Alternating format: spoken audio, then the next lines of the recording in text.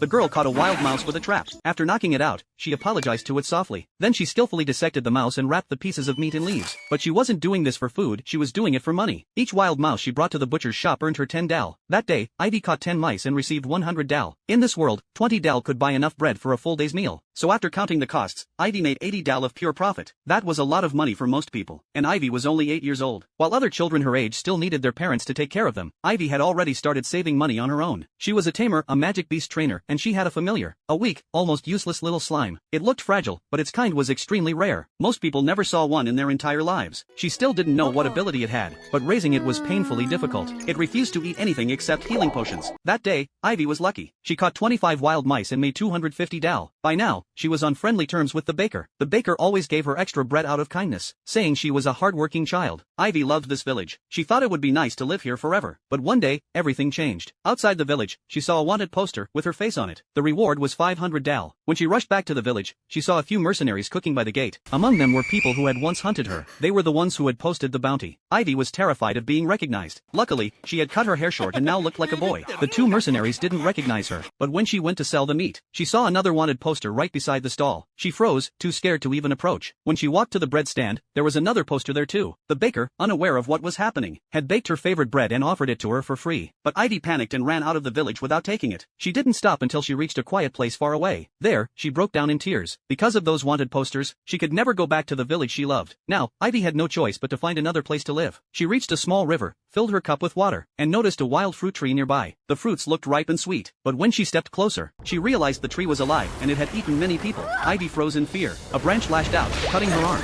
She tried to run, but the poison had already entered her blood. Her body went weak, and she collapsed. She thought she was going to die there, but her little slime jumped onto her wounded arm and began absorbing the poison. As Ivy drifted into unconsciousness, she dreamed a long, painful dream. In that dream, she remembered her childhood. When she awakened her skill as a starless tamer, people called her someone abandoned by the gods. Her parents stopped loving her. Her brother tried to throw her out of the house. She begged her sister for help, but her sister only glared with disgust. Ivy pleaded with her brother not to do it, but he pushed her away, and she was cast out. On the road, people pointed and whispered. Children threw stones at her. The village chief called her a witch who would bring disaster, and rallied everyone to burn her alive. Terrified, Ivy ran away, but she was only 5 years old, and she couldn't survive alone in the wild. Rain poured down as she walked, cold and starving. She picked wild fruits along the path, but they tasted sour and bitter. With nowhere to sleep, she hid in a cave for the night. In this world, everyone could use magic except her. Shivering, Ivy tried to conjure a small fire. She failed twice, and then fainted from magic exhaustion. When she woke up, an old fortune teller from her village was sitting beside her. The woman knew Ivy was starless, which meant her mana was far weaker than normal. If she used up all her magic, she could die. The old woman told her to never force herself to use magic again. She handed Ivy a bowl of vegetable soup, the first warm meal Ivy had